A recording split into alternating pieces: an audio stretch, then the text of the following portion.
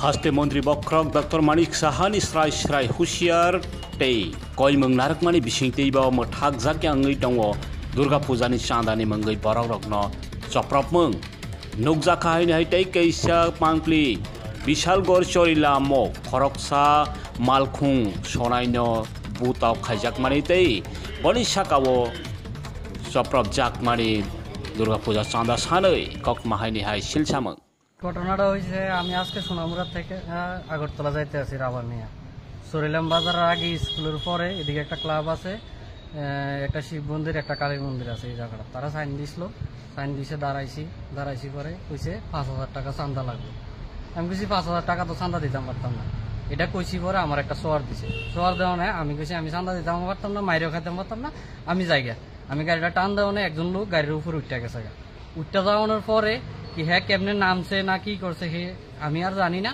তারপরে দেয়া দুইটা বাইক ধরে আইসা আমারে ধরে আইয়া আপনার নৌকা ঘাটের আগে আইয়া আমার গাড়ির সামনে দিয়া বাইকটা ফাতে লেগে দিয়েছে দিয়া একজন বাইক থেকে নামছে নামিয়া সামনে এই জায়গাটা উঠছে উঠটা আমার গ্লাসটা ভাঙিয়ে দিছে আমি আবার গাড়ি টান দিয়ে বাইকে আইয়া পড়ছি আইয়া ডাইরেক্ট থানার দিকে গেছি তখন আমি লিখিত অভিযোগ করতে আছি।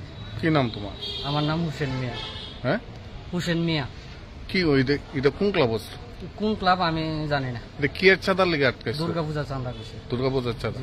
মুখ্যমন্ত্রী যে কইছিল এরকম মানে জোরপূর্বক ভাবে কারো থেকে চাঁদা লওয়া যেত না, কি বলবো সেই বিষয়টা নিয়ে? মুখ্যমন্ত্রী বলছে ঠিক আছে যে জোরপূর্বক কারো থেকে পুজো চাঁদা নেওয়া যাবে না, কিন্তু কোনো ক্লাব মানছে না।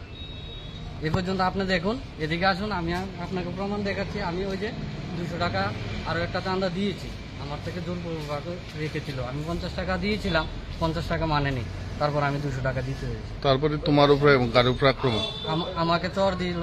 আমার গাড়ির সাথে একজন লোক ছিল যে গাড়ির মাল আছে, উনাকে মারলো, আমাকে মারলো। আমি বাঁচতে গিয়ে থানাতে এসে আশ্রয় নিলাম।